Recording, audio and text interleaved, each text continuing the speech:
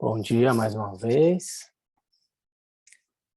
Hoje voltamos excepcionalmente para a condição aqui online.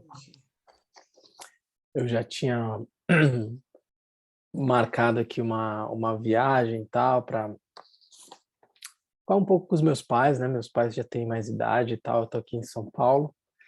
E foi antes da gente resolver voltar presencialmente, então não tinha como adiar essa viagem.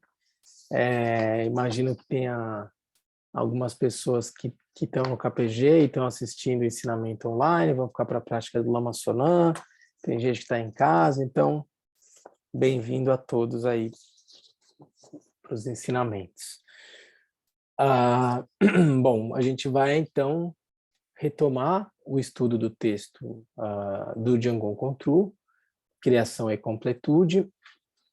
A gente parou aqui na instância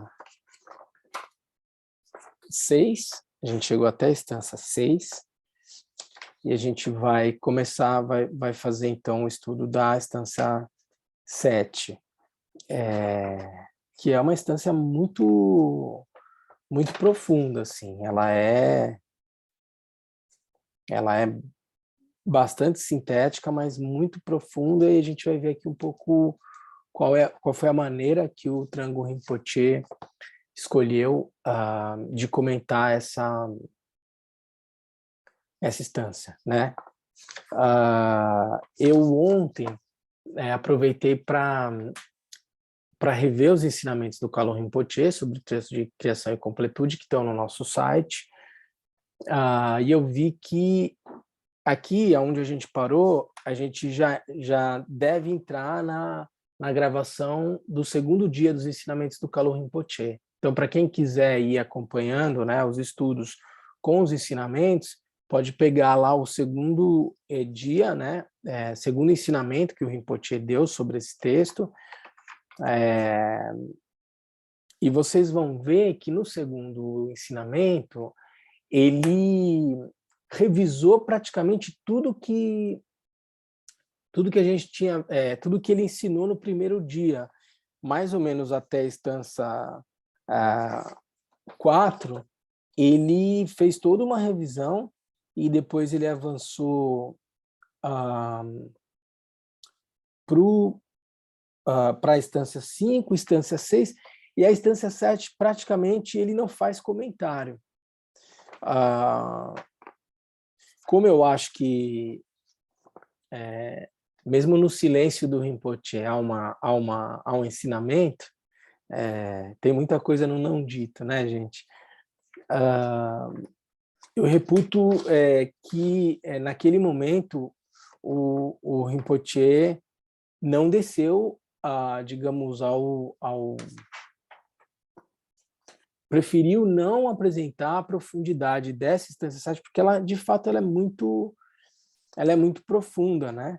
E o Trango Rinpoche é interessante porque ele vai apresentar ela de uma outra maneira, mas já que o Rinpoche fez isso no segundo dia, eu queria aproveitar e repassar então com vocês o que a gente viu até aqui, porque de certa forma foi assim que o Rinpoche fez também a segunda vez que ele ensinou. O segundo dia, né, de ensinamento, ele passou, praticamente percorreu tudo de novo. Então também para quem está começando a acompanhar esses ensinamentos hoje, eu vou dar uma passada rápida aqui no que a gente viu até agora. Como eu já comentei para vocês, a gente está usando esse livro, né, do texto do Django Control, com os comentários do Trango Rinpoche. E esse texto,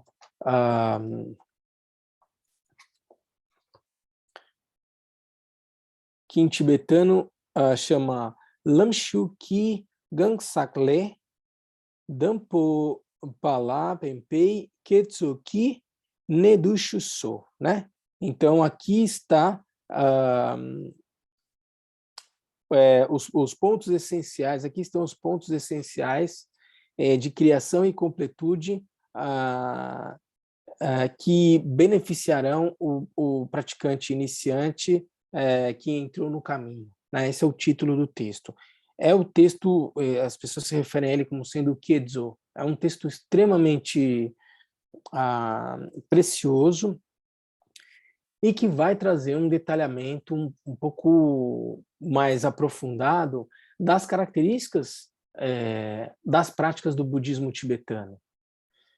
Então, por exemplo, quando a gente faz a prática de Chirenzi, que é uma prática né, do Buda da compaixão, essa é uma forma de praticar os ensinamentos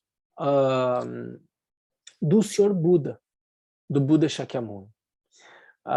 Uma forma particular. Não é um ensinamento inventado por algum grande mestre do século VII, VIII, senão uma maneira de você colocar em prática as palavras, os ensinamentos do Buda Shakyamuni, do príncipe Siddhartha, de 2.500 anos atrás. E ao falar isso, eu já retomo, por exemplo, um comentário que o Kalu Rinpoche fez no segundo dia dos ensinamentos, em que ele vai dizer o seguinte: olha, todos os ensinamentos que a gente estuda no budismo tibetano, e daí por diante, em particular esse texto, a matriz, né, são as palavras do Buda Shakyamuni. Quando se faz uma prática Zen, uma prática Theravada, uma prática Terra Pura, uma prática do budismo Vajrayana e daí por diante, tudo isso são formas de se praticar os mesmos ensinamentos, né? Praticar, colocar em prática a sabedoria do mesmo mestre que alcançou um estado de plena iluminação, que é o Buda Shakyamuni. E aí o Rinpoche vai dizer, portanto, assim, todos esses grandes mestres, né? O Dalai Lama, o Jamgon Kongtrul, que é o autor desse texto, né? O mestre do século XIX, o Jamgon Kongtrul, ele falou, o precedente Kalu Rinpoche, todos esses grandes mestres que a gente está acostumado a seguir os ensinamentos e tal, todos eles são mestres Rimé. O que significa Rimé? É um praticante não sectário. Então, todos os grandes praticantes, inclusive o próprio Kalu Rinpoche, é um mestre Rimé. Significa dizer que aceita, respeita todas essas formas diferentes de se praticar o budismo, se praticar o Buda Dharma. No entanto, Kalu Rinpoche vai dizer o seguinte: ser Rimé não significa ser um praticante caótico, digamos assim, que coleciona um ensinamento aqui e combina com outro ensinamento ali e faz, digamos, uma salada de ensinamentos e coloca-os de forma um pouco caótica em prática, ensinamentos de linhagens distintas, de mestres distintos, sob o argumento de que, bom, isso é uma prática rimé, né, uma prática sectária, daí por diante. Ele diz, olha, aceitar os ensinamentos de todas as linhagens como sendo autênticos e respeitá-los e daí por diante é assumir uma prática rimé. Mas praticar sem método, de uma maneira confusa, aplicando ensinamentos dados em contextos diferentes, utilizando metodologias diferentes, isso é só confusão. E isso leva para um caminho que pode não ser o caminho que nós buscamos. Então é importante ter clareza disso, né? O Jamgon Kongtrul, ele é um mestre Rimé. Você vai ver nesse texto aqui que existem referências aos ensinamentos Dzogchen, aos ensinamentos do Mahamudra e daí por diante, mas é importante, ao colocar em prática esses ensinamentos, seguir uma metodologia comprovadamente benéfica, desenhada, organizada de forma particular por cada uma das linhagens, por cada um dos professores e daí por diante. É importante falar sobre isso, porque isso, quando alguém segue os ensinamentos de um lama, de uma linhagem e daí por diante, isso pode parecer uma conduta sectária. Não necessariamente é isso. Simplesmente o que se faz é adotar como método um caminho desenhado com uma metodologia própria. Se você vai praticar o cultivo da natureza da mente de uma determinada linhagem, é porque ela ela foi desenvolvida e ela foi formatada, digamos, a partir de determinadas perspectivas que podem ser mais alinhadas, ser mais ajustadas a um tipo de praticante do que para outros. Por isso, para alguns praticantes Theravada, pode parecer estranho você praticar os ensinamentos do Senhor Buda por meio da prática das divindades. Ué, como? Se o budismo é uma religião teísta. Como assim? Parece que tem um politeísmo no budismo e daí por diante. Isso pode causar confusão num praticante Theravada. E a gente já viu que não é disso que se trata, né? Os meios hábeis particulares do budismo Vajrayana não estão em contradição com os ensinamentos do Senhor Buda. Simplesmente eles foram ensinados para determinados alunos, num determinado contexto e daí por diante, que pode não ser, digamos, a forma de praticar para outras pessoas, praticar o Buda Dharma, que não sentem muita afinidade nessa maneira de praticar. Significa dizer, então, que o budismo tibetano é um budismo corrompido, desvirtuado da sua essência? Não, porque é o que o Kalu Rinpoche estava dizendo. Se o Buda Shakyamuni ensinou na forma de Revajra para o rei Indrabodhi os ensinamentos tântricos, isso tinha um contexto, isso tem digamos, uma coerência, uma sintonia, digamos assim, com determinado tipo de praticantes. Uma prática de maior austeridade, que, de certa forma, se assenta em votos, e no qual se pratica a renúncia, e a gente falou muito de renúncia, né, nos últimos dias, de uma determinada forma, por meio da rejeição das distrações e daí por diante, é uma forma de praticar. Uma maneira de você praticar renúncia, não pela rejeição daquilo que pode parecer obstáculos, mas por meio do reconhecimento da natureza desses obstáculos, é uma forma de praticar renúncia, isso se faz de uma outra forma. E você misturar esses ensinamentos sem muito critério pode causar mais confusão do que trazer benefício ao praticante. Então, a gente fala isso para dizer, para quem está entrando no caminho, é natural que você busque diferentes fontes de textos, de professores, de formas de praticar o budismo. É importante isso. Eu, quando entrei no budismo, fiz uma primeira conexão com o budismo da Terra Pura, li muitos textos, Mahayana, e aos poucos fui percebendo que eu tinha afinidade com o budismo Vajrayana, até que eu construísse, e depois fui criando um vínculo, eu recebi a iniciação de vários professores, mas aos poucos eu fui sentindo, fui olhando para o meu coração mesmo e sentindo onde eu tinha mais conexão. Fui vendo com qual professor eu sentia naturalmente um vínculo, um apreço, um respeito e daí por diante. E aos poucos meu caminho foi se afunilando até que eu comecei a criar uma conexão maior com uma linhagem, com determinados professores e daí por diante. Isso inviabiliza ou desmerece, digamos, o valor de todos os outros professores com os quais eu entrei em contato, recebi ensinamentos? Claro que não. Essa é uma postura, portanto, rimê, de total aceitação e respeito das diferentes formas de se praticar o budismo. No entanto, quando você entra num caminho especificamente, por exemplo, quando a gente fez o retiro de 3 anos, nós seguimos a orientação do Kalu Rinpoche, que definiu o programa de práticas que seriam feitos no retiro de 3 anos, conduzidos pelo Lama Trilei e pelo Lama Sonan. E tem uma lógica por trás dessas práticas que foram definidas como sendo as práticas que nós faremos no retiro de 3 anos. E assim a gente seguiu. Então é importante guardar esse nível de coerência, né? Num determinado momento, a prática Vajrayana, ela pode me interessar mais, porque ela é mais colorida,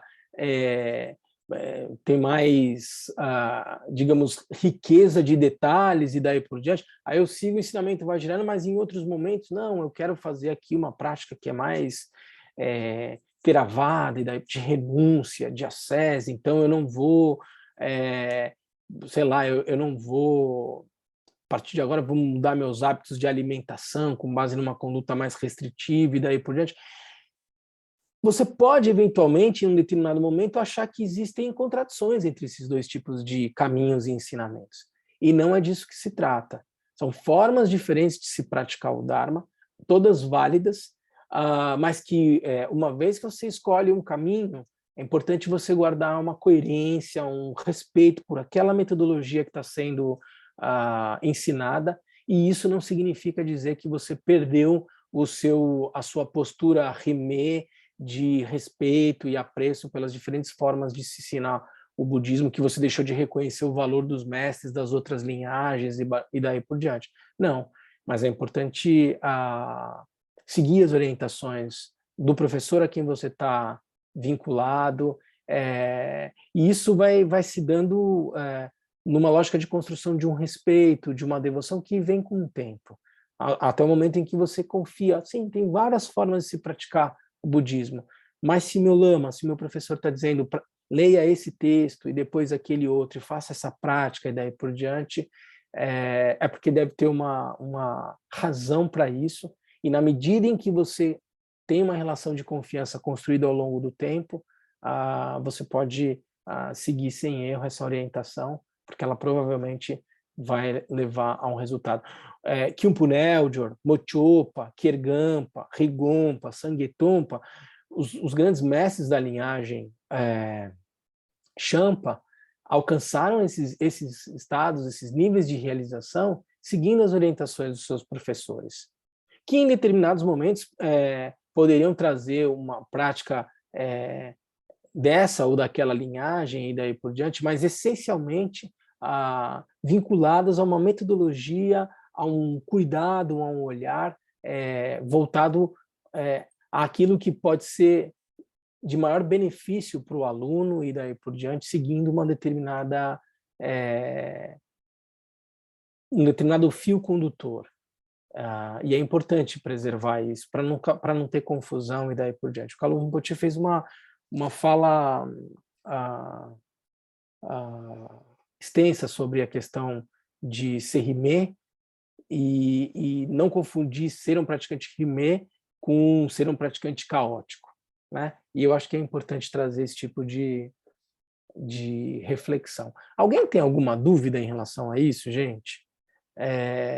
Porque isso, eu estou falando e parece fazer sentido, mas quando a gente está no nosso dia a dia, isso às vezes pode causar uma confusão. Por que tem essa linhagem e o pessoal dessa linhagem não segue esses ensinamentos, não seguem aquele? Veja, as linhagens, elas são construídas por seres humanos, com as suas questões, com os seus desafios e daí por diante. Então, uma determinada linhagem, ela tem, ela de certa forma vai ser estruturada a partir de aspectos que são da nossa realidade humana. Manutenção de templos, custeio de despesas e daí por diante. Então, existe também uma estrutura envolvendo cada uma das linhagens e daí por diante. É natural, são estruturas da nossa realidade humana. Então, é importante entender o que tem a ver com uma linhagem que diz respeito a questões que são práticas, humanas, e o que tem a ver com a linhagem que diz respeito à essência dos ensinamentos. Todos os ensinamentos e todas as linhagens do budismo têm como matriz o Buda Shakyamuni, mas elas vão se organizar do ponto de vista de método de prática, do ponto de vista de organização prática, concreta, de formas particulares. E se a gente às vezes não percebe o que é cada uma dessas coisas, a gente pode entrar numa confusão, imaginando que determinada conduta pode ser uma conduta sectária e daí por diante, quando de fato não é. Então, eu queria saber, alguém tem alguma dúvida em relação a isso, gente?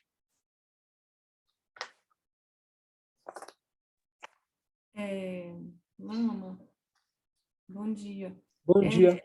Sobre quando eu comecei, né, a ir ao templo e escutar, foi um amigo que é praticante ligado a São Paulo, interior de São Paulo, mas eu acho que é a mesma linhagem.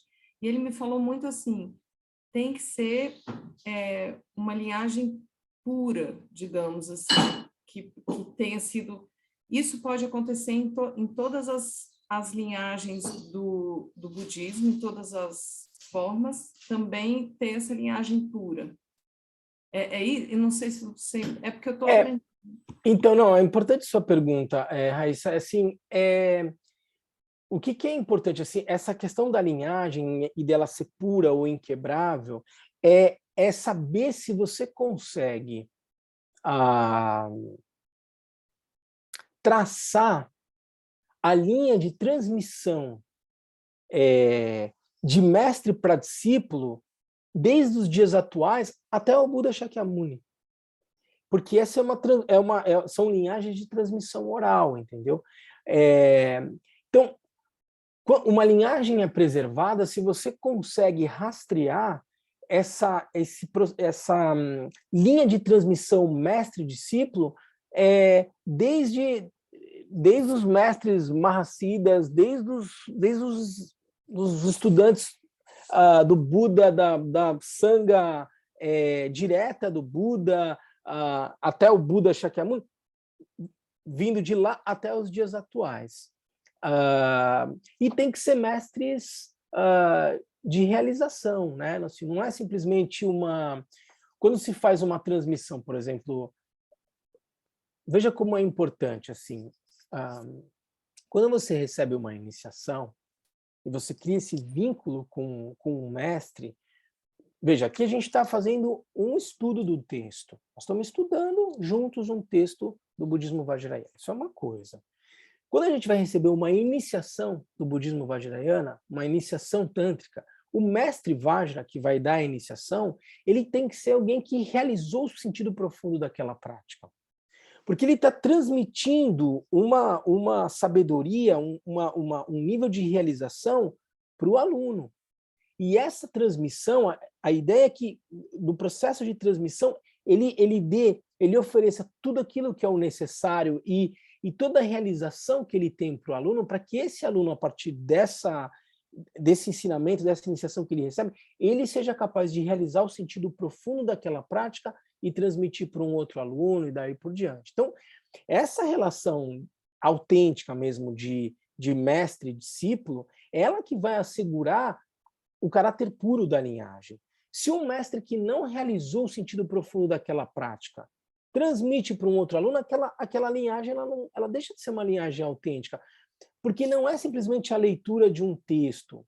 Quando se faz essa transmissão, na verdade, o mestre, de certa forma, ele transmite esse nível de realização para o aluno que tem ou não tem condição de apreendê-lo e realizado de forma profunda. Quando isso não acontece, uma linhagem se quebra.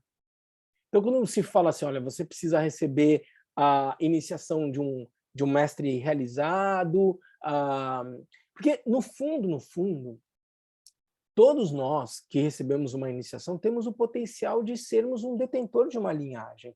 O que vai depender, o que vai fazer de mim um detentor de uma linhagem ou não, é o nível de realização que eu vou ter daquela prática. E uma linhagem ela é autêntica quando esse processo de transmissão... Por exemplo, se eu não realizo o sentido profundo da prática, eu não sou um detentor da linhagem, eu não posso dar essa iniciação para outra pessoa. Essa é uma... Eu agora, Lama Wangdu, vou querer constituir uma nova linhagem de prática. Mas como eu poderia fazer isso se eu não alcancei, no sentido último, a realização dessa prática? Então, uma iniciação que é dada para várias pessoas ao mesmo tempo, ela só vai ter continuidade se dentre aqueles alunos alguém de fato tiver a realização última daquela prática e verdadeiramente tiver a condição de transmitir essa realização para um outro aluno e daí por diante. Se isso não acontece, é uma linhagem que é quebrada. Então, por exemplo, a linhagem Champa, ela remonta desde de que um Punel de Orqui recebeu a essência, né, as iniciações de duas Dakines, Niguma e Sukhasidi, bodhisattvas de 10ª terra.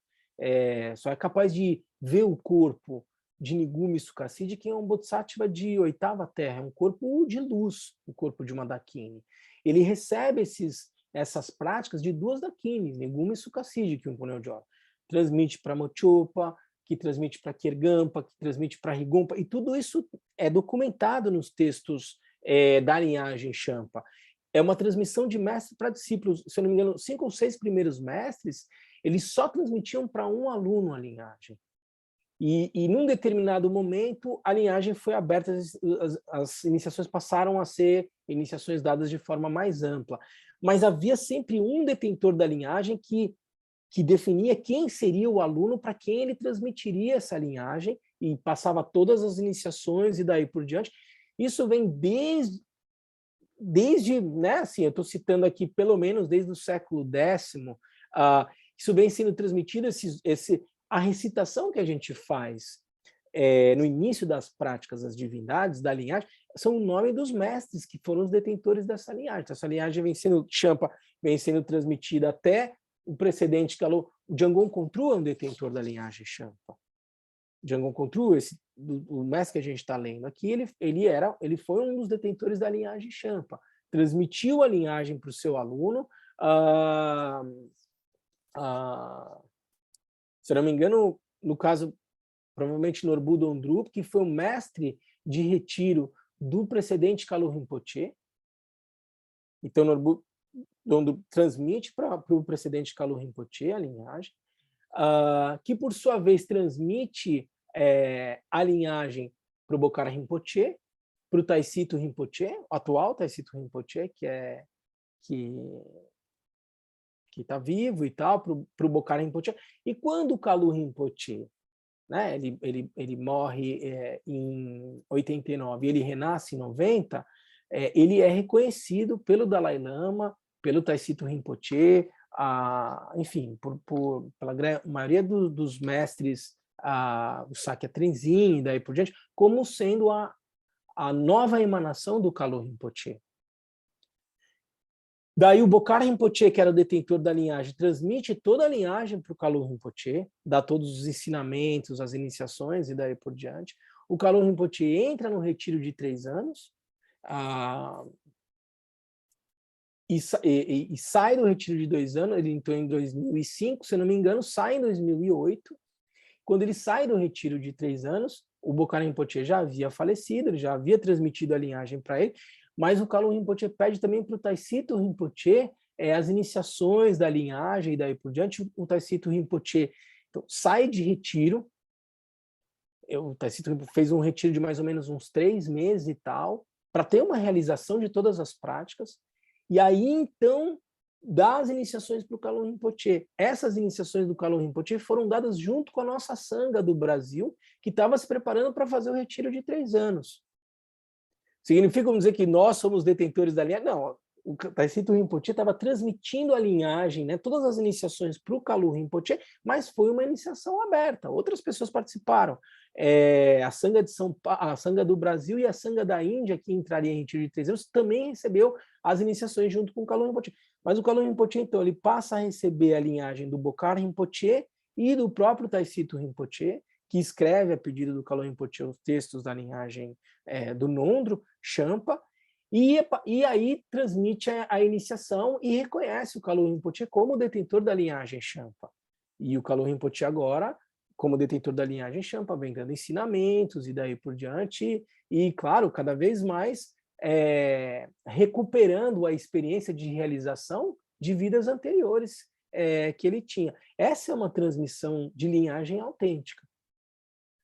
Agora, isso é uma coisa. Agora você fala assim, eu vou fazer, vai ter um retiro de Tantra que vai ser dado lá vai ter um retiro lá em Alto Paraíso, é uma pessoa que vai dar um retiro. Aí, quem é o mestre dessa linhagem? A quem ela está vinculada? Qual é o nível de realização desse mestre de quem você vai receber ensinamentos tântricos? Essa pessoa alcançou um estado de realização que o faz um detentor de uma linhagem, daí por diante? Porque quando você recebe uma iniciação, assim como quando você recebe um ensinamento, você cria um vínculo com a pessoa. E no nível de uma iniciação e daí por diante, é uma conexão kármica. Então é importante quando você vai, não, vai ter um ensinamento, eu vou receber lá é um mestre que, bom, sei lá, da onde, que vê, e eu vou lá passar, vai ser 3, 4 dias Você tem que saber, mas quem é esse mestre? Ele faz parte de uma linhagem pura, como você mencionou, de uma transmissão ininterrupta que vem desde um mestre que alcançou o estado livre de engano, um estado de Buda, um estado livre de sofrimento. Você consegue rastrear essa linhagem até o ser que alcançou a realização última daquela prática e decidiu ensinar, e isso foi sendo... Porque as linhagens do budismo, em geral, elas têm 2.500 anos. E se não é possível rastrear essa transmissão de mestre para discípulo, talvez seja uma linhagem que tenha sido quebrada. Ou talvez alguém tenha alcançado algum estado mental de consciência e assuma que tenha alcançado um estado de Buda, um estado... Quem sou eu para dizer que não alcançou? Eu não tenho realização para dizer que a linhagem do Osho não é uma linhagem de realização. Eu não alcancei o estado de Buda, eu não tenho como olhar para uma outra linhagem e falar, é uma linhagem que não se assenta numa realização última. Eu não tenho condição de avaliar isso. Mas o que eu posso fazer é saber, bom, de onde vem essa linhagem? Quem são os mestres que sustentam essa linhagem? E fazer uma escolha. Eu quero receber uma iniciação, eu quero criar um vínculo com essa linhagem, porque no momento em que eu ingresso numa linhagem, eu crio uma conexão kármica. E esse é um processo de autorresponsabilização. Ninguém te obriga a ir receber essa ou aquela iniciação desse ou daquele mestre, é uma escolha tua. Você vai se você quer, mas você precisa ter consciência do movimento que você está fazendo quando você cria uma conexão kármica com uma linhagem da qual você não consegue concluir de forma segura que ela é assentada num mestre realizado e foi transmitida de forma ininterrupta até chegar a você. Então é preciso ter esse tipo de cuidado. O que a gente estava dizendo aqui é que no budismo tibetano existem várias linhagens diferentes. Todas elas, no final das contas, elas convergem para os ensinamentos dados pelo Buda Shakyamuni. Portanto, são todas linhagens autênticas. A linhagem Nyingma, Sakya, Gelupa, Kagyu, Champa, Jonampa, Cho, todas essas linhagens são linhagens autênticas. E elas se ramificam, né? Tem variações, são linhagens autênticas, merecem o respeito, é natural, é legítimo estudar, se aprofundar, ir conhecendo e aos poucos verificando onde é que eu tenho mais conexão, onde eu me sinto mais segura e daí por diante. E a partir daí ir afunilando o seu caminho para aí, quando eu for praticar o método, a prática, seguir os ensinamentos do seu professor, vinculado a uma linhagem que vai orientar a partir de práticas que guardam uma lógica coerente, contidas numa determinada linhagem. Portanto, na linhagem do Mahamudra, você faz a prática, em geral, a prática das preliminares comuns, preliminares especiais, a prática de Shiné, Hwaton e depois a prática de Mahamudra. E isso aparece nas práticas das divindades, e é isso que a gente está vendo nesse texto. Tem outras linhagens que vão colocar a perspectiva de que a prática de Hwaton não depende da prática de Shiné. E você pode ficar confusa. Puxa, mas eu faço Shiné antes de Hwaton. O que é o ideal? Segue as instruções do teu professor, que é de uma linhagem e daí por diante, porque aquele ensinamento ele é construído a partir da perspectiva de que chinês você vai fazer depois da prática, antes da prática de Latom. Em uma outra linhagem, isso pode ser dado de uma maneira diferente. Está errado? Não.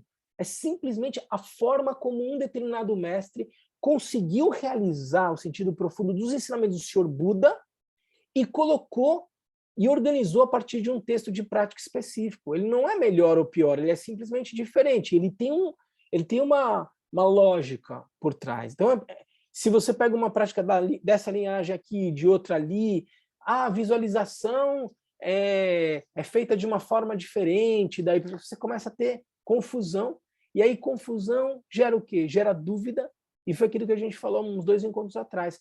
Esse é um grande obstáculo a ser superado. No momento que eu começo a falar, não, mas peraí, um professor me ensinou assim, outro professor me ensinou assado, e existem diferenças na forma de ensinar os ensinamentos. Se você começar a pegar um pouco dali, um pouco daqui, tal, você pode começar a ficar confusa. Então, vá constituindo o seu vínculo, a sua relação de confiança aos poucos. E na medida em que você estabelecer, não, é por aqui que eu vou, siga esse caminho, sem tanta tergiversação, sem tantos desvios e tal, porque isso pode causar mais confusão do que benefício, a pretexto de ser uma postura de ampla, rimê, de não sectarismo, mas é o que o Kalo Rinpoche estava dizendo. Ser não sectário não tem nada a ver com ser caótico na sua prática. É disso que se trata. Entendeu, Raíssa? Esclareceu? Eu só fiquei na dúvida do que é conexão kármica. Conexão é um vínculo que você cria. Veja, se você tem um pai e uma mãe, muito provavelmente você teve um vínculo kármico de vidas anteriores que fizesse com que você renascesse naquela família. Existe uma lógica de causalidade como um pano de fundo regendo toda a experiência do ciclo de renascimentos. Não existe um episódio, um fenômeno que se manifeste a partir de uma condição aleatória. Sempre vão haver causas e condições que produzem um determinado resultado. E a gente costuma usar essa palavra, um vínculo kármico, tal, a partir dessa noção de karma. Karma, em tibetano, karma, a palavra que se usa é dre. Dre significa ação. Então, numa perspectiva de dinâmica de realidade, toda a ação ela produz alguma consequência. Ao longo de vidas e vidas, o que eu vou cultivar ou acumular são comportamentos, ações, atividades e daí por diante, que vão criando hábitos e tendências. Então, por exemplo, eu vou renascer como um humano, Raíssa, por conta de hábitos e tendências estruturados a partir de uma lógica de desejo. Porque há, portanto, um comportamento marcado fundamentalmente pelo desejo, eu vou criando hábitos e tendências que fazem com que eu renasça como um ser humano.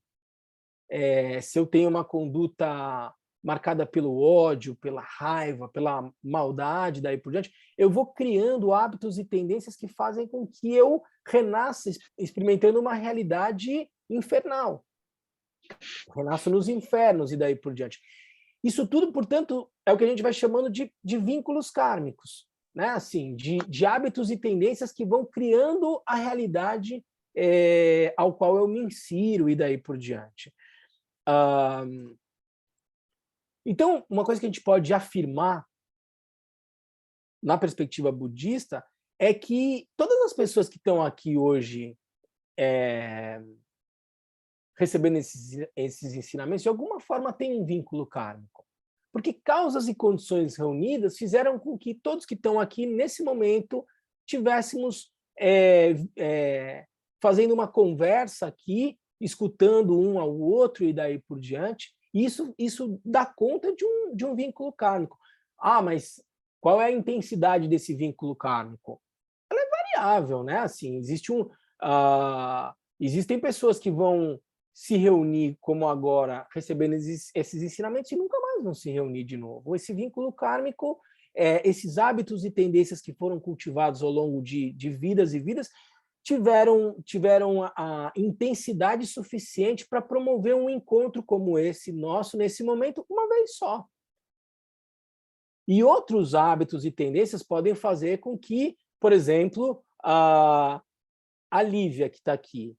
A Lívia é uma amiga minha, que eu a conheci antes de eu ser budista, e ela também. A gente se conheceu aqui, lá em Brasília, ou aí em Brasília, ou aonde vocês estiverem, enfim, nos conhecemos em Brasília em 2003.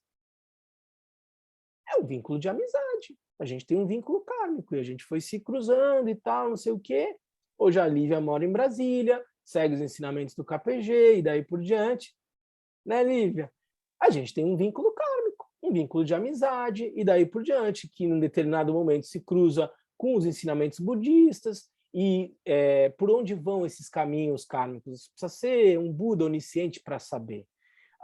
Mas muito provavelmente não há um casuísmo. Na perspectiva budista não é um acaso. Por razões causais, por uma lógica de causa e efeito, nós nos reencontramos aqui em Brasília e temos uma amizade, assim como com todos vocês, que de alguma forma há um vínculo, porque vocês estão aqui escutando hoje esses ensinamentos. Essa é uma vinculação kármica, entendeu, Raissa? Qual é a intensidade dessa vinculação? Por exemplo, a minha vinculação kármica com o Lama Trilê, com o Lama Sonan, com o Kalu Rinpoche, ela, obviamente, ela é de outra ordem, porque eles são os meus professores. Portanto, a gente deve ter se trombado em outras vidas, enfim. O que eu faço quando eu tomo refúgio? Eu falo, no Buda, no Dharma e na Sublime Assembleia, tomo refúgio até o despertar. Então, eu tomo refúgio nos ensinamentos do Buda até que eu alcance o estado de Buda. E a minha aspiração profunda é que em cada uma das minhas vidas eu possa encontrar os mestres. E eu repito, desde que eu, digamos, voltei a ser budista nessa vida, porque eu venho de uma família de tradição católica e daí por diante, mas desde o momento em que a minha vinculação kármica, hábitos e tendências, desde tempos sem princípio de vidas passadas, me trazem de novo a me reencontrar com o budismo, quando eu entro em contato com o budismo, eu falo, mas aonde estava que eu ainda não tinha achado, né? Quando eu voltei a praticar o budismo, fazia todo sentido para mim. Tudo aquilo que eu escutava dos ensinamentos, eu falava, mas é óbvio, mas é claro, ninguém precisa convencer disso, é isso mesmo. Tem um vínculo kármico aí, que faz com que em que, de alguma forma, por um processo de atração, eu reencontre novamente o budismo nessa vida. Ele faz todo sentido para mim. E eu começo a criar esse tipo de vínculo, eu passo a estudar, a me conectar com os mestres e daí por diante. Aí eu descubro o KPG em Brasília, o Lama Sonan, o Lama Trilê, o Kalu Rinpoche. E aí, desde então, eu repito todo dia que eu tomo refúgio no Buda, no Dharma e Nação. Esse é um hábito que eu vou cultivar, Raissa, espero eu, né, se tudo der certo, ao longo de 50, 60 anos, repetindo todo dia. Eu tomo refúgio no Buda, no Dharma e na Sangha. Eu oro para que... como é que é? Estou tentando lembrar, eu não estou com os meus textos aqui. Possa eu não estar separado do perfeito Lama, usufruir da glória do Dharma, realizar completamente as qualidades dos caminhos e das terras e atingir rapidamente o estado de Dorje-chan, que é a oração que a gente faz na prática de Dorje-chan. Eu vou repetir isso ao longo de 50, 60 anos. Quando eu deixar essa vida, esse é um hábito que eu cultivei ao longo dessa vida, entende? Ele cria uma tendência kármica. Se não houver nenhuma ação, um amadurecimento kármico de uma outra ação qualquer que me desvie desse caminho, porque você precisa imaginar que nós estamos falando de vidas desde tempo sem princípio. Então, nessa vida eu estou criando e estou resgatando meu vínculo kármico com o budismo, mas vamos dizer que no momento da morte algo me desvie dessa conexão. Eu posso me perder no meu caminho do Dharma um tempo. Espero que não aconteça. Por isso que é importante o cultivo da prática constante para eu manter esse nível de vigilância, para que, independentemente do que aconteça na minha vida, eu não perca a minha conexão com o Dharma, com os ensinamentos. Porque na outra vida, quando minimamente se recobrar algum nível de consciência, volta a ter essa tendência kármica, ela volta a operar com uma intensidade no meu contínuo mental. Entende? E, naturalmente, tudo aquilo que eu vou cultivando, quase como uma lei de atração mesmo, esse amadurecimento kármico vai recuperando de novo hábitos e tendências e vai me trazendo de novo para as experiências que são familiares. O que eu rezo é que na próxima vida eu reencontre, possa eu não estar separado do perfeito lama. Quem vai ser o perfeito lama? Eu não sei quantos lamas que eu tive em todas as vidas e daí por diante, mas que eu possa reencontrar o meu lama de novo. E talvez seja o Kalu Rinpoche de novo, talvez seja o Lama Trilé em outra forma, talvez eles não tenham essa forma, talvez tenham, não sei. Mas veja, esse é um vínculo kármico. São hábitos e tendências cultivadas ao longo de vidas e vidas e vidas, que vão trazendo um vínculo atemporal, por uma lógica de causalidade. Não por um aspecto que seja aleatório. No budismo, a visão correta tem a ver com essa perspectiva de causalidade da nossa realidade, pelo menos da realidade relativa. Então, se há um encontro nessa vida, é porque haviam causas e condições para que ele acontecesse. Em geral, por força de hábitos, tendências e daí por diante. Faz sentido, Raíssa? Então tá bom. Alguém tem mais alguma dúvida, gente? É importante essas dúvidas. Às vezes os ensinamentos eles ficam muito dry, assim, muito secos, sabe? Porque é muita informação e tal, mas ele não tem ressonância com a nossa realidade concreta. Então, perguntas como essa que a Raíssa fizeram, sim, elas dão um pouco mais de sentido, um pouco mais de umidade, digamos, ao ensinamento que pode parecer muito árido. Tudo bem? Alguém tem mais alguma dúvida? Lama, eu tenho uma pergunta. Por favor. Quando eu fiz aquela viagem para a Índia, quando a gente estava lá em Dharamsala e recebendo os ensinamentos da Dalai Lama e tal, acabava mais ou menos na hora do almoço e aí a gente tinha a tarde livre e como ele estava dando ensinamento, vários outros professores, né, estavam lamas e rinpoches, estavam lá dando ensinamento à tarde e à noite, às vezes até explicando o que ele tinha passado na manhã e tal. Mas aí sempre tinha uma pergunta, assim, as pessoas sempre perguntavam, vai ser ensinamento ou vai ser, principalmente quando era um Rinpoche, né? Vai ser ensinamento ou vai ser transmissão que ele vai fazer? E aí até hoje eu não entendo muito bem a diferença entre ser um ensinamento e ser uma transmissão. Se o senhor puder explicar, agradeço. Olha,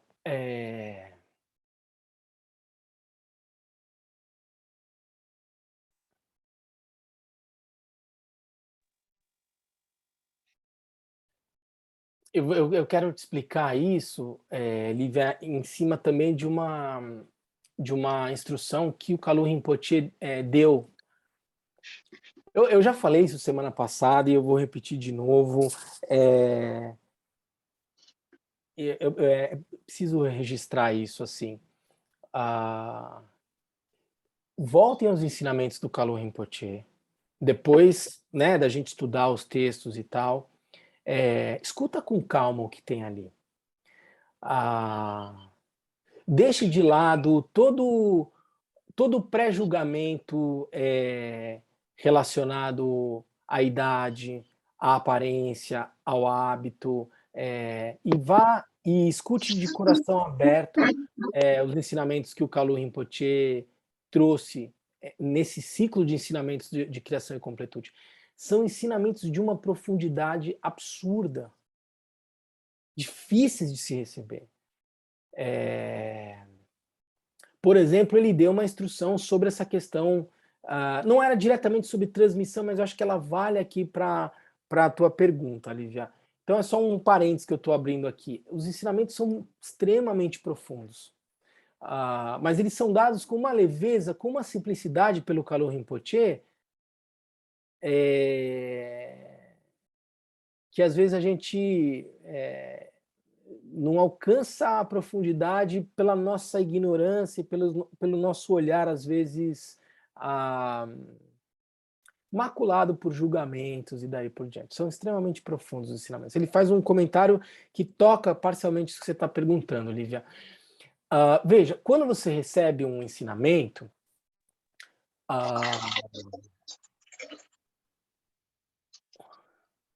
esse ensinamento ele pode ser dado de várias formas. A gente pode estudar o ensinamento, como a gente está fazendo aqui, agora, pegando texto, escutando, refletindo a respeito e daí por diante, naquela perspectiva de estudo, reflexão e prática. Lembra que a gente falou?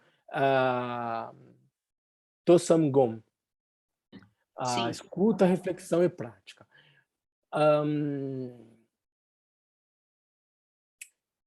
Um mestre que é realizado, ele pode, num ensinamento, dar o Lung, que é uma transmissão oral do ensinamento, baseada em que perspectiva? Um professor que realizou o sentido profundo desse texto aqui, por exemplo, eu imagino que o Mingyur Rinpoche vai dar os ensinamentos de criação e completude a partir do ano que vem. Enfim, pelo que eu ouvi, parece que vai ser outro novo texto que eles vão estudar e tal. Ele pode dar esse texto e aí, num determinado momento, ele vai fazer a leitura em tibetano do texto. E nesse momento ele está dando o Lung. O Lung é a transmissão oral desse ensinamento e o que é dito é que há uma bênção. Como ele é alguém que realizou o sentido profundo dessa prática, quando você simplesmente escuta a voz do mestre lendo o texto, por meio dessa leitura da palavra manifesta por um mestre realizado, você está recebendo uma bênção daquele texto. E você vai criar um vínculo kármico com aquele texto, porque um mestre realizado leu ele e o seu ouvido foi capaz de escutar o som que emana da voz de um mestre realizado. Isso cria... Isso é uma forma de transmissão de uma bênção, e isso cria uma conexão kármica de outra ordem, quando você transmite o Lung. Quem vai transmitir um Lung é um mestre que tem realização. Alguns professores dizem, olha, o Lung só pode ser transmitido presencialmente, e outros, já ouvi, dizem que o Lung eventualmente pode ser dado numa transmissão online, tá? Enfim, polêmicas à parte, se o mestre realizado entende que é possível fazer essa transmissão online, quem sou eu para dizer que não? Então você pode fazer a transmissão do Lung. Quando fala assim, ele vai dar a transmissão, essa pergunta pode estar vinculada, Lívia, ao Lung, que é essa leitura oral do texto sagrado. Por exemplo, quando a gente recebe a iniciação de Cherenzi, o Rinpoche vai lá e dá a iniciação com todos os implementos e daí por todo aquele ritual, que em geral é feito presencialmente, uma iniciação, e depois de dar a iniciação, ele faz a transmissão do Lung, ele só vai ler a sadhana de prática. E daquele momento ele está transmitindo a bênção da prática por meio da palavra. Isso é o Lung. Lung significa vento em tibetano.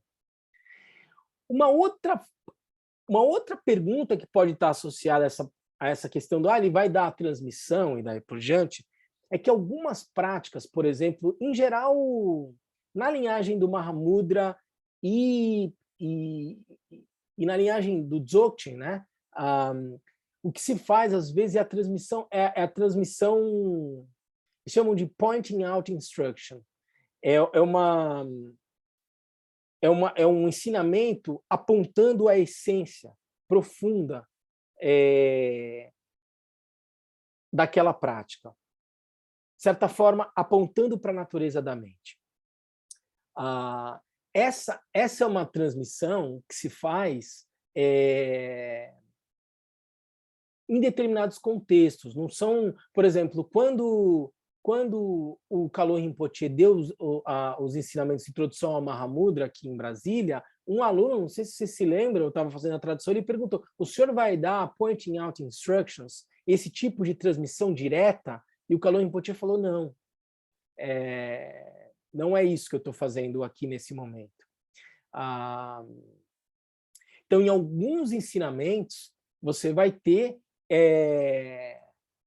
tem uma palavra, assim, em tibetano, não é exatamente... Bom, eu não vou dizer essa palavra em tibetano porque ela é usada ainda num contexto mais específico, mas são instruções orais apontando para a essência do ensinamento, que, em sentido último, apontando para a natureza da mente. Às vezes, isso é dado de forma formal, e é dito isso, sim, eu vou dar a transmissão, e é extremamente precioso quando isso acontece, e isso é feito de formas diferentes, e às vezes não é dado. Depende do mestre, depende do contexto do ensinamento. Estou dizendo tudo isso porque o Kalu Rinpoche já mencionou isso umas 2 vezes. Às vezes você recebe a instrução não porque o mestre disse, agora eu vou te dar uma instrução oral direta, quase como vou colocar uma coisa na sua cabeça, mas porque a maturidade da sua prática consegue, por meio das palavras do mestre, fazer com que você consiga receber a instrução direta daquele ensinamento. Que foi algo que o Rinpoche mencionou num determinado momento. Dependendo da maturidade do praticante, às vezes quando ele está lendo um livro, ele não está na presença do mestre, tal, não sei o quê, num determinado momento vem um insight e ele ali recebe uma instrução direta do sentido profundo daquela prática. Isso pode acontecer também. Então, mesmo que um mestre diga, não, eu não vou dar instrução direta nenhuma aqui e tal, dependendo do nível de maturidade, de compreensão do aluno, às vezes uma palavra solta do professor é uma instrução direta. É uma transmissão. Isso pode acontecer também. Que é o momento em que o professor, por meio dele, você alcança, você realiza. É um pouco daquilo que a Chopra chama de os aha moments, entendeu? São um insight. Isso pode ter uma maior ou menor densidade. Mas então, quando se fala em transmissão, pode-se fazer referência a diferentes coisas, entendeu, Lívia? Aí precisa ver no contexto de quem estava perguntando ao que ele estava fazendo referência. Mas pode ser aluno, pode ser uma instrução direta, né? Um pointing out instruction, e daí por diante. Então, vai depender aí do contexto, de quem perguntou e do que estava querendo dizer, entendeu? Tá ótimo, Lama. Obrigada. Eu acho que era mais esse Lung mesmo. O Lung, né? Em geral é isso. Em geral é isso. Mas quem é assim, quem é aluno Nyingma, do Dzogchen e tal, em geral também sempre atento se naquele ensinamento vai ter uma instrução direta, assim, também. Isso às vezes e acontece, e é extremamente precioso e daí por diante. Mas em geral, quando, por exemplo, no ensinamento que era do Dalai Lama, Gelupa e tal, sim, 95% deles estarem se referindo ao Lung, e não a essa instrução direta. E a gente foi no ensinamento do Lama Zopa, e aí falavam que era uma transmissão, aí foi bem curioso, porque aí ele deu um ensinamento, e no final ele falou assim, era para ser uma transmissão hoje, mas não foi uma transmissão. E a gente, então tá bom. Então, mas aí ele estava falando de uma instrução direta. Pode ser. Ele estava falando de point, aí ele estava. Mas Sim. se ele deu ou não deu, depende de quem estava lá. Não, e tava um monte de turista, tipo eu. Então, assim, acho que ele falou, esse pessoal aqui... Mas é tricky, hein? Enfim, tá bom. Os entendedores entenderão. Obrigada, Lama. Alguém tem mais alguma dúvida, gente? Bom, então, deixa eu ler aqui até onde a gente foi para chegar no ponto onde nós paramos, mas só seguindo um pouco como fez o Rinpoche, né? Então, o texto começa com Prosterno-me a Pema Ninje Wampo, inseparável do Vajra nascido do lago. Veja, isso aqui, Raíssa, ele está se referindo ao mestre, Pema Ninje Wampo, inseparável de Guru Rinpoche. Então, ele está fazendo uma vinculação aqui de linhagem, entendeu? Ele já está diretamente vinculando esse texto e essa prática diretamente a Guru Padmasambhava, o mestre que levou o budismo vajrayana para o Tibete, né? Separável do Vajra nascido do lago, que manifesta a absorção infalível da felicidade vacuidade, estável e permanente, emanando e se dissolvendo numa centena de formas. Nesses tempos difíceis, uma pessoa comum e estúpida como eu se torna exausta ao tentar explicar o significado vasto e profundo. Ainda assim, meu amigo Vajra me implorou, e talvez possa ajudar alguns tolos como eu.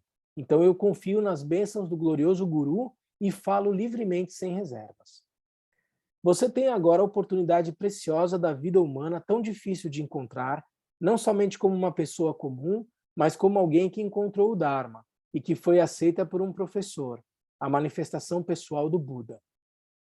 Você pode buscar a quintessência mais profunda do Dharma e escolher o melhor dentre os gurus.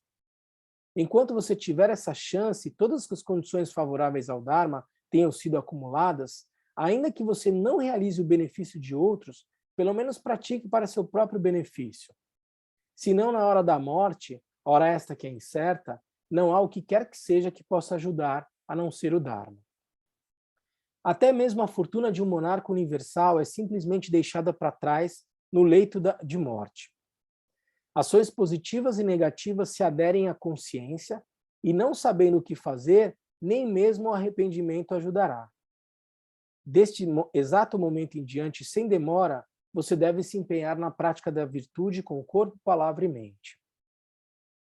A única pedra angular da prática é a renúncia. A única porta de entrada na prática é o respeito. A única abordagem à prática é a compaixão. A árvore da vida da prática é o empenho determinado. Praticar de forma constante é estar conscienciosamente lúcido. A remoção dos obstáculos à prática é a fé nas 3 joias. A potencialização da prática é a devoção ao Guru. A prática inequívoca é a instrução do Guru. O ponto essencial da prática é o conjunto das 3 raízes, combinadas com todas as mandalas pacíficas e iradas. O ponto essencial da prática é que o conjunto das 3 raízes, combinadas com todas as mandalas pacíficas e iradas, surgem como a manifestação do Guru. Isto é suficiente. Os indivíduos mais afortunados são aqueles que se desenvolveram em vidas passadas, que já alcançaram a plena capacidade da devoção e que nascem como grandes seres superiores. Para eles, ainda que não sigam as etapas da prática, a percepção da verdadeira natureza da realidade, do Dharmata, é possível. Para todos os demais, é como disse o nobre Nagarjuna: ouvir o Dharma conduz à contemplação, e da contemplação surge a experiência da meditação. Essa é a sequência. Assim, se você abandonar a distração e for continuamente diligente, primeiramente a inteligência que surge da escuta conduzirá à compreensão das características gerais dos fenômenos da existência cíclica, samsara, e sua transcendência nirvana. Então, a contemplação pacificará o apego grosseiro à realidade das aparências ilusórias, a meditação desenvolverá a experiência direta da natureza da mente e assim por diante. Dessa forma, os estágios prévios agem como causas para o surgimento deste último. Quando este não for o caso, é como se desejasse resultados sem causa alguma. Você poderia alegar que sua acumulação, purificação e prática são as mais excelentes, lamentando as dificuldades de uma prática que seria meramente conjectural. Esse tipo de experiência não conduzirá à convicção. Sem convicção, você permanece estagnado em dúvidas, e a dúvida é o obstáculo supremo singular. Quando a convicção surge por meio da escuta, da contemplação e da meditação, ainda que alguém diga que essa meditação te levará ao inferno, você não se amedrontará e permanecerá extremamente confiante. Aí o ensinamento do último encontro, né? O ponto essencial de todos os métodos do Dharma ensinados pelo Buda pode ser resumido como o método de treinamento da mente. E aqui foi traduzido como método de treinamento da mente, mas a palavra em tibetano, eu estava olhando ontem, é dul. Dul tem a ver mais com domar, subjugar. Então a gente precisa mexer um pouco nessa tradução, porque o ponto essencial de todos os métodos do Dharma ensinados pelo Buda pode ser resumido como o domar, o subjugar a mente. A ideia de taming the mind, né? A porta de entrada à prática inicial da mente é certamente a renúncia, sem a qual não há caminho. Uma vez surgida a renúncia autêntica, as atividades compulsivas serão poucas. Uma vez que as atividades forem poucas, o significado da não-ação estará próximo. Quando a não-ação for realizada, essa é a verdadeira natureza. Não há realização última fora disso. Foi isso que a gente viu até agora, né? Ao longo do ano inteiro. Aí a gente chega na instância 7. Há muitas categorias de visão, meditação e ação. Mas quando aplicadas à própria mente, a visão é a convicção absoluta na verdadeira natureza. A meditação é assimilar o sentido disto no seu próprio ser.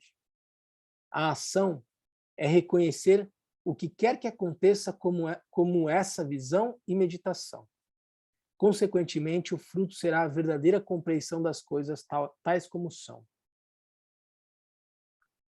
Como eu falei para vocês, uma instância que, enfim, né, se a gente realizar o sentido dela, a gente alcançou o estado de Buda, assim, né, extremamente profunda. Então ele vai dizer o seguinte, a gente vai trazer só uma pincelada disso aqui, né? O Kalu Rinpoche, por exemplo, ele não trouxe comentários sobre essa instância, por exemplo. Há muitas categorias de visão, meditação e ação. Então você tem diferentes formas de descrever o que é. As palavras em tibetano são Ta, Gom e Cho. Ta é visão, Gom meditação e Cho, fruição. Existem formas diferentes, e por isso foi importante falar um pouco da questão Rimei, daí por diante, de abordar os temas da visão, meditação e fruição. Se você pegar os textos do Madhyamika Prasangika, eles vão apresentar essa lógica da visão, a meditação e fruição de uma forma. Se você pegar, por exemplo, a maneira como se apresenta a linhagem do Mahamudra, como o Gampopa, por exemplo, traz lá no final do livro do Ornamento da Preciosa Liberação, o que é o caminho da visão, da meditação e da fruição, ele vai apresentar de uma outra determinada forma, num caminho mais gradual. Se você pegar, por exemplo, os ensinamentos da linhagem do Dzogchen, a visão, meditação e ação é apresentado de uma maneira bem particular, diferente, de uma maneira direta. Tem um ensinamento clássico, né, do Dzogchen, né, do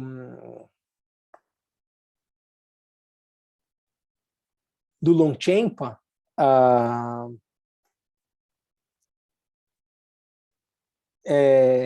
enfim, né, que depois digamos, retomado, né, como um termo pelo Jigme Limpa e é ensinado pelo Patru Rinpoche e tal, que são as 3 palavras que apontam, né, o vital, né, 3 words that strike the vital point, que é um ensinamento que, por exemplo, o Mingyur Rinpoche deu recentemente. A maneira de apresentar a visão, a meditação e fruição é absolutamente direta, assim. Ela é dada de uma forma extremamente direta e absolutamente profunda. Então, como o texto diz aqui, né, há muitas categorias de visão, meditação e ação, muitas formas de se apresentar, mas aí ele diz, quando aplicadas propriamente, aí ele dá uma instrução direta aqui. A visão é a convicção absoluta da verdadeira natureza. Tem a ver com um reconhecimento da natureza da mente. É uma instrução absolutamente direta que está colocando aqui. A meditação é assimilar o sentido disso no seu próprio ser. Então, no primeiro momento, reconhecer a natureza da mente, né? No segundo momento, integrar isso, né? Do fundo do coração, decidir e integrar esse reconhecimento da natureza da mente no seu modo de ser, para ir estabilizando, digamos, essa realização. E a ação, a ação, que ele chama, né, visão, meditação e ação, né, que conduz à fruição, né? A ação é reconhecer que o que quer que aconteça é a visão e a meditação. Portanto, quase numa perspectiva atemporal, nem numa lógica cronológica, mas desde sempre, né? Essa verdade última, ela já é. Enfim, é uma instrução muito direta aqui. Consequentemente, o fruto será a verdadeira compreensão das coisas tal como são. É você, de fato, alcançar o estado que reconhece a realidade tal como ela é. Como o Trango Rinpoche vai apresentar isso para a gente, então, né? Praticantes iniciantes como nós que vão encontrar um desafio de simplesmente, ao ler esse texto, alcançar, digamos, a instrução direta do que nesse texto está contido. O Trango Rinpoche, então, vai trazer uma perspectiva gradual sobre isso. Ele vai colocar o seguinte: o próximo passo, lembra que ele está apresentando essa parte do texto a partir dos 8 pontos essenciais para abordar o caminho. Então, o terceiro ponto, relacionado à instância sétima, tem a ver com, na forma de apresentar o texto do Trango Rinpoche, com compreendendo o que é o Dharma. Então, ele vai dizer o seguinte: o próximo passo para a sua prática é chegar a uma compreensão do que é o Dharma, compreender os temas da visão, meditação, conduta e fruição, que constituem o Buda Dharma. A raiz destes todos, como o próprio Buda disse, a raiz desses todos, né, como o próprio Buda disse, é domar a mente. Essa palavra dul, né, significa domar, subjugar, às vezes cultivar. Então é ser capaz de domar a mente. Os 84.000 ensinamentos do Buda se referem a dominar os 84.000 tipos de aflições mentais ou kleshas. Domar a mente significa dominar os kleshas. E ele está dizendo que compreender o Dharma é compreender que os ensinamentos do Senhor Buda estão diretamente relacionados a dominar os kleshas, dominar as aflições mentais. Dominar a mente significa dominar os kleshas, porque a nossa mente é às vezes muito grosseira, muito selvagem, cheia de egoísmos, afligida por diversos tipos de pensamentos negativos e grosseiros. Quer consigamos dominar nossas mentes ou não, esse treinamento é o tema central a que todo o Dharma faz referência. Então ele está traduzindo a essência do Dharma, né, do que é o Dharma, na perspectiva de uma prática, né, de uma conduta que seja capaz de dominar a mente, né? Compreender essa mente e, de certa forma, dominá-la. Tudo depende da sua mente. Qualquer qualidade que você alcançar por meio do caminho, você alcança por meio da sua mente. Qualquer defeito removido por meio do caminho é removido da sua mente. Portanto, o chamado reconhecimento ou realização da visão significa domar a mente. O chamado cultivo da absorção meditativa ou meditação é o domínio da mente. Você se engaja em certos comportamentos do corpo, da fala, a conduta, com a finalidade de domar a mente. a mente domada é a fruição também, ou o resultado da sua prática. Se você compreender isto, então você compreende que visão, meditação, conduta e fruição são fundadas sobre a mente. Ele depois vai trazer mais elementos aqui sobre esse texto, mais sobre essa instância, mas eu acho que a gente poderia parar por aqui, compreendendo que o estudo, reflexão e prática, que a gente viu antes, o Tosamgon, leva, na perspectiva gradual apresentada na linhagem do Mahamudra, por exemplo, a esse caminho da visão, meditação, ou conduta, né? Visão, meditação ou conduta e fruição. E isso, na sua essência, se traduz com a habilidade de compreender a natureza da mente e, de certa forma, aprender a lidar com ela. Essa ideia de dul, né, de domar, subjugar e daí por diante, é, de certa forma, você adotar uma conduta que seja capaz de proporcionar a você uma condição de autonomia diante de tudo aquilo que se manifesta na sua mente por conta dos seus hábitos e tendências, por causa dos seus vínculos kármicos, digamos aí, que fazem com que você experimente a realidade de uma determinada forma. De que maneira eu sou capaz de compreender o funcionamento da mente, cultivar a natureza da mente, para que eu possa ganhar uma condição de autonomia diante de tudo aquilo que se manifesta? Como eu faço para me desidentificar de tudo aquilo, de todas as emoções, de todos os medos e daí por diante, e simplesmente reconhecer na sua essência o que eles de fato são? Esse é o treinamento da mente. Esse é o que traduz o sentido dos ensinamentos. A visão, meditação e conduta e fruição, portanto, na sua síntese, tem a ver com aprender a lidar com essa mente. E aí o Trango Rinpoche vai falar um pouquinho de como fazer isso e tal, e a gente pode ver no nosso próximo encontro. Tá bom? Ficou alguma dúvida, gente? Eu acho que é bom a gente trazer um pouco do que a gente já viu, fazer abrir espaço para as perguntas, como foram feitas também, como eu falei para vocês, senão, como é um texto muito denso e muito profundo, ele fica muito engessado. Então é importante ouvir de vocês as dúvidas, poder contextualizar um pouco o que o Jamgon Kongtrul está trazendo nos textos, para isso fazer mais sentido e ter uma ressonância direta com a nossa vida, né? Com as experiências que a gente enfrenta no dia a dia e daí por diante, para não ser uma coisa tão teórica, mas mais vivencial também, tá bom? E convido vocês a entrar lá no site do KPG, a rever os ensinamentos do Kalon Rinpoche sobre esse texto, que é extremamente profundo, os ensinamentos estão disponíveis, e a gente está fazendo esse estudo aqui, como eu já disse várias vezes, utilizando o ensinamento do Kalon Rinpoche e os comentários do Trango Rinpoche para se assegurar que a gente não está se desviando do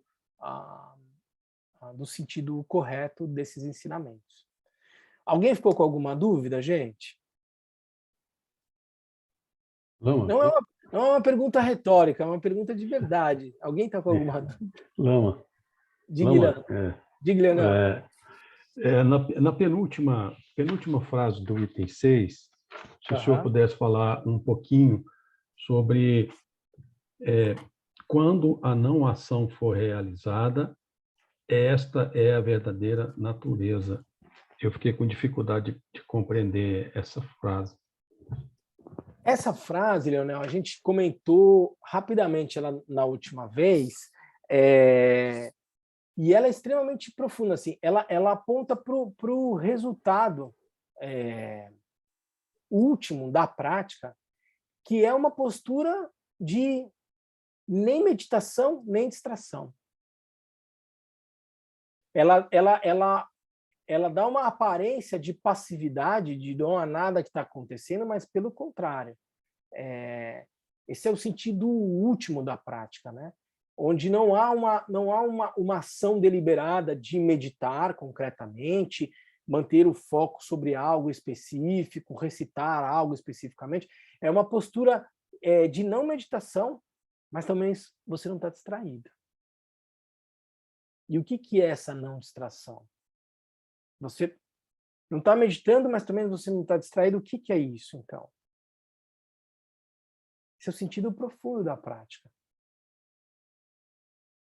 É uma atitude profunda de reconhecimento da natureza da mente. É a capacidade de você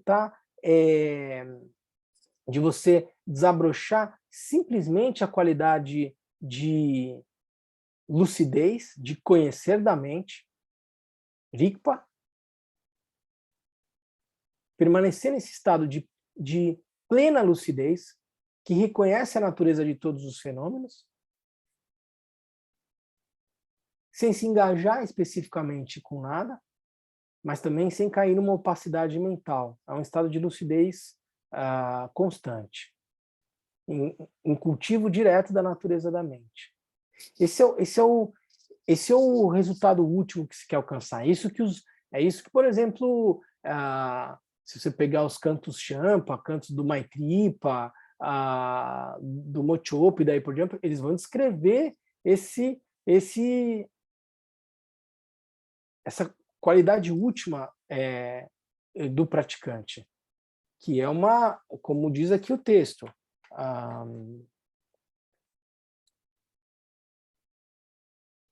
o significado da não ação estará próximo.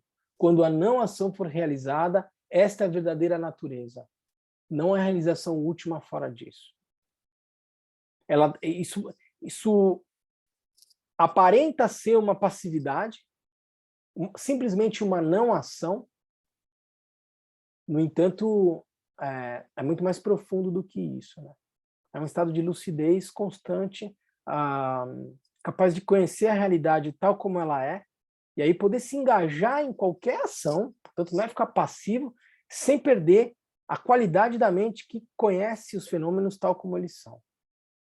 Que para a gente é uma ideia, é algo bonito, faz algum sentido e tal, mas que a gente busca conhecer pela nossa própria experiência. Esse é o que se quer alcançar.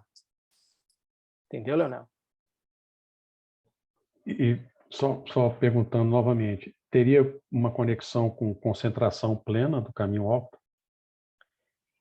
Tem, assim, são formas diferentes de você, no fundo, apontar para um mesmo resultado.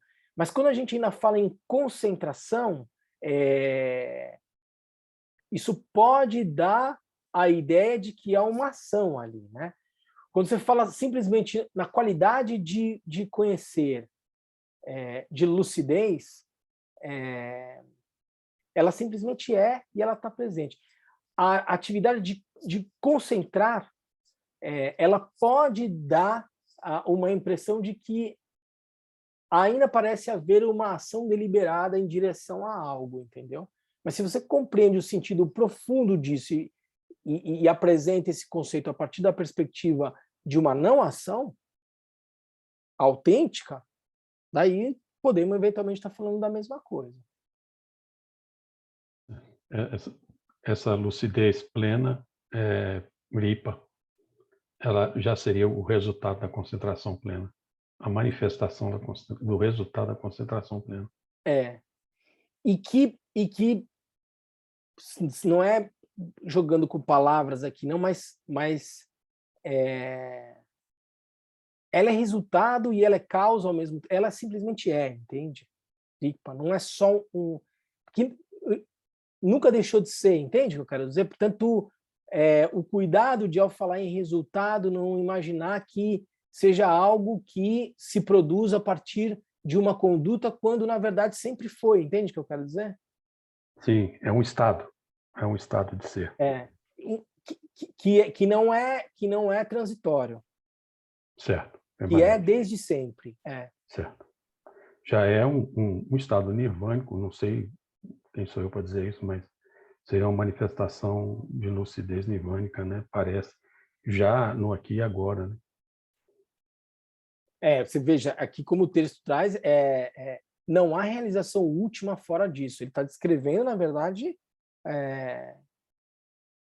o estado desperto, o estado de Buda. Obrigado, Lama. Eu fiquei um pouco confuso, porque eu peguei assim, o texto é realmente muito zipado, né? Muito denso, né? E aí eu fiquei meio confuso, mas tirou a dúvida, não. E no fundo, veja, estamos aqui no início do estudo, né? É disso que vai se tratar ao longo de todo o texto. Então, aos pouquinhos,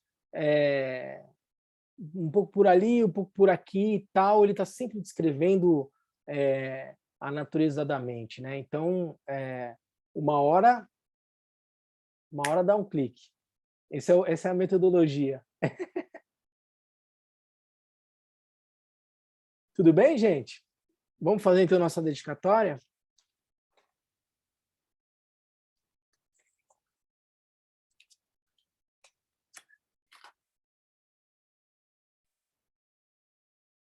Graças a essa virtude, tendo realizado rapidamente o Mahamudra, possa eu conduzir a esse estado todos os seres sem exceção. Pela graça do Buda que obteve os 3 corpos, pela graça da imutável verdade do Dharma em si, pela graça da infalível aspiração da Sangha, possa essa súplica de dedicatória realizar-se tal como ela é.